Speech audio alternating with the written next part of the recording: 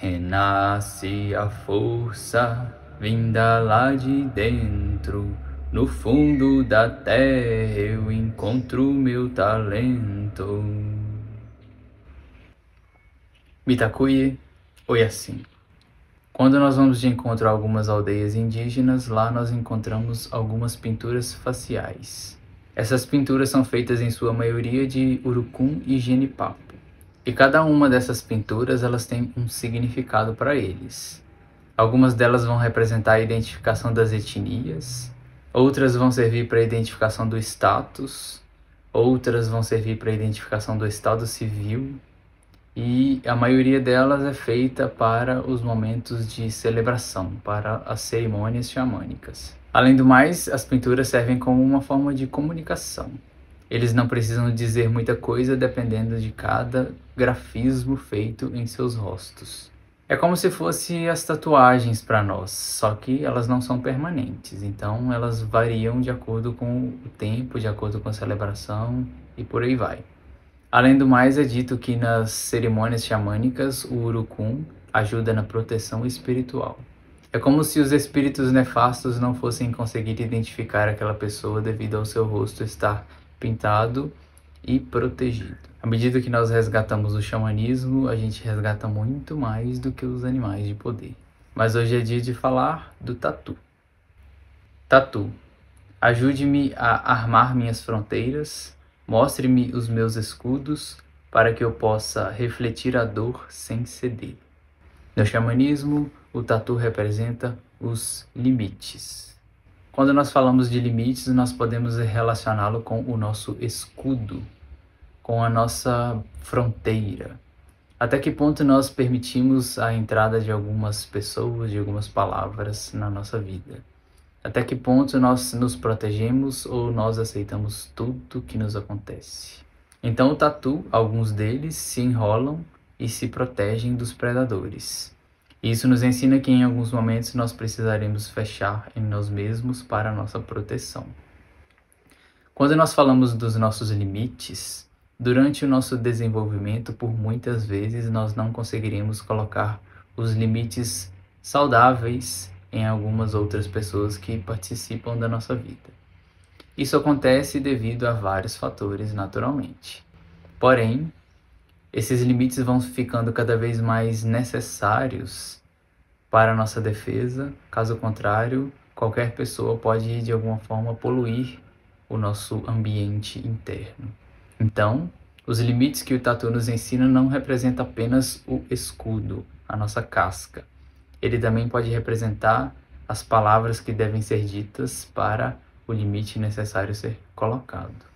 E enquanto a gente não consegue dar esses limites, nós estaremos passando pela nossa estruturação de vida. E enquanto essa estruturação acontece, nós vamos construindo ao nosso redor uma espécie de muralha.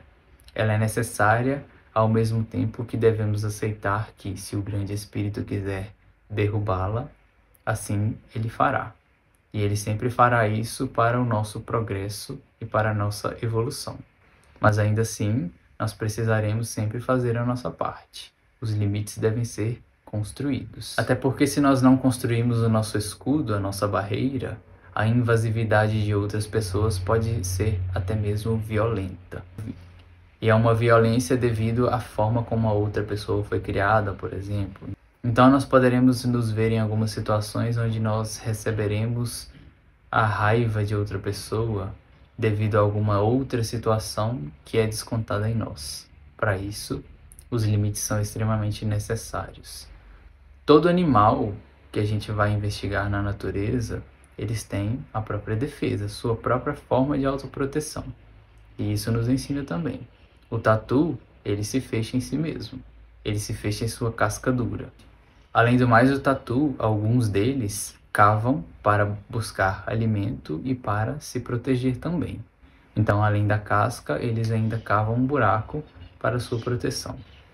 Quando nós falamos em cavar a terra, nós podemos traduzir de forma simbólica que estaremos buscando em nós mesmos as nossas habilidades.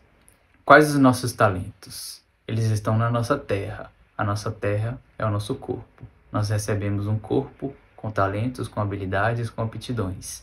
Mas muitas vezes nós precisaremos cavar essa terra para poder encontrar esses tesouros, que muitas vezes podem estar escondidos debaixo de uma terra muito sólida. Então, assim como nós precisamos arar a terra para o plantio, nós precisamos arar a nossa própria terra. Nós precisamos manejar o nosso próprio corpo e os seus recursos emergirão. Para isso, autoconhecimento. Quando nós estamos em falta com o tatu como animal de poder, nós poderemos estar em falta com a capacidade de colocar os limites saudáveis. Então nós nos sentiremos invadidos de tempos em tempos, onde pessoas colocarão pensamentos delas na nossa cabeça e nós não agiremos de acordo com o nosso instinto e sim com a forma de pensar daqueles que nos cercam.